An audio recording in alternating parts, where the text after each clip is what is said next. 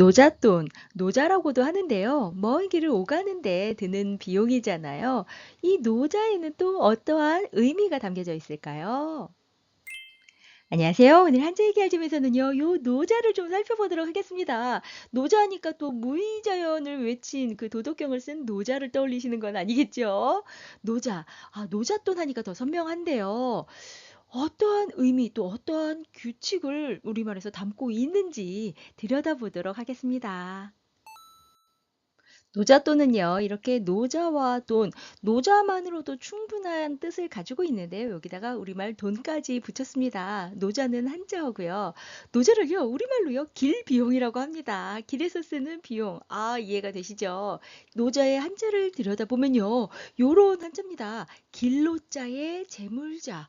길에서 쓰는 재물, 비용 맞네요. 거기에다가 우리나라 돈까지 넣었고요. 그런데 노자돈 하면은 발음하기가 힘들잖아요. 뒤에 노잣돈 이렇게 된소리 발음이 나기 때문에 요럴 때는 시옷을 붙인다. 이런 사이시옷 현상이 일어납니다. 노자돈 하다 보니까 이렇게 사이시옷 현상까지 넘어왔는데요. 노자와 돈이 합쳐졌을 때 그 두 요소 사이에 그 삽입되는 시옷이 바로 사이시옷입니다. 이제 어떠한 경우냐면요. 순 우리말로 된 합성어에서 이런 현상이 나타납니다. 만약에요. 나무와 가지가 있을 때 나뭇가지라 그러죠. 뒤에 까지 된 소리가 있을 때는 이렇게 사이시옷이 들어가고요. 냇가도 냇가라고 하잖아요. 그럴 때 냇물하고 물가 이게 합쳐져서 이제 사이시옷이 들어간 냇가가 되었습니다. 두 번째는요. 순 우리말과 한자어로 합성이 되었을 때도 이런 사이시옷 현상이 있습니다. 우리가 귀에 병이 났을 때 귀병 이러지 않고 귀병 났다 이러잖아요. 병이라고 발음을 하잖아요. 이때 귀병 사이시옷이 들어가고요. 그리고 등교하는 그런 길은 우리말이고 등교가 한자어잖아요. 요럴 때도 사이시옷 현상이 일어납니다. 등교길 이러잖아요. 요거 틀릴 수 있으니까 주의하시고요. 그리고 목표와 값이 만나서 목표 값이 되잖아요. 그래서 이렇게 사이시옷 목표 값이 되었습니다. 그런데요, 궁금하지 않으세요? 치과, 칫솔 다 된소리 발음이 뒤에 나는데요. 왜 하나는 치고 하나는 치실까? 우선 칫솔은요, 이 치자라는 한자와 닦는 소리 합성이 돼서요. 이렇게 칫솔 하니까 사이시옷이 들어갔습니다.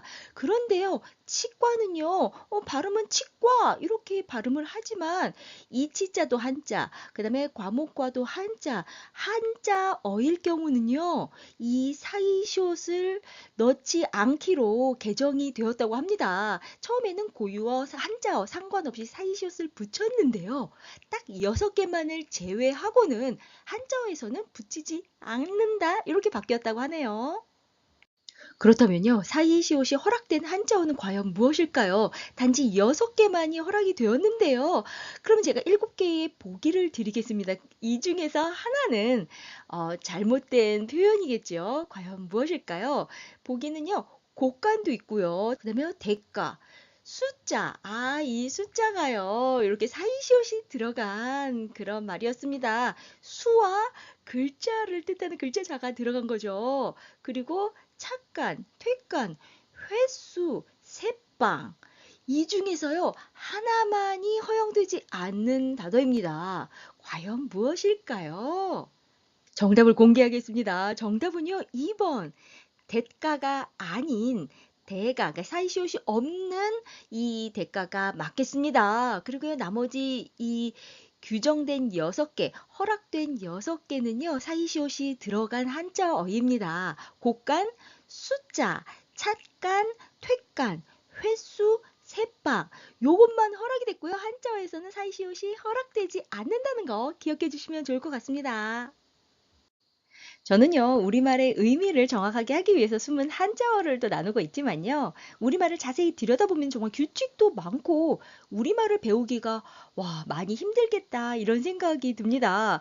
그러나요, 세계 각지에서 우리말을 배우려는 사람들이 이렇게 점점 많아짐에 놀라기도 하고요, 작은 대한민국에서 만들어내는 문화적인 이 K 컨텐츠의 힘을 통해서 자부심을 느끼기도 합니다. 권위 있는 영국 옥스퍼드 사전에는요, 우리가 대박 이러잖아요. 대박이라는 말뿐만 뿐만이 아니라 뭐 오빠나 언니, 먹방 이런 말이요. 그 사전에 등재되었다고 하니까요. 한편으로는 굉장히 뿌듯한 마음 가득입니다. 우리의 한글 하니까요. 또 세종대왕님이 떠오르고요. 세종대왕님 하니까 세종 29년에 발간된 그 용비 어천가가 떠올랐습니다. 그 중에 한 구절이요. 뿌리가 깊은 나무는 바람에 쉽사리 흔들리지 않고 샘이 깊은 물은 가뭄에 마르지 않는다. 이러한 내용 함께 나누고 싶었는데요. 우리 한 사람 한 사람이 뿌리가 깊은 나무처럼 그렇게 깊어졌으면 좋겠고요. 우리나라도 샘이 깊은 물처럼 그렇게 잠재력 가득한 나라가 되었으면 하는 마음이 듭니다.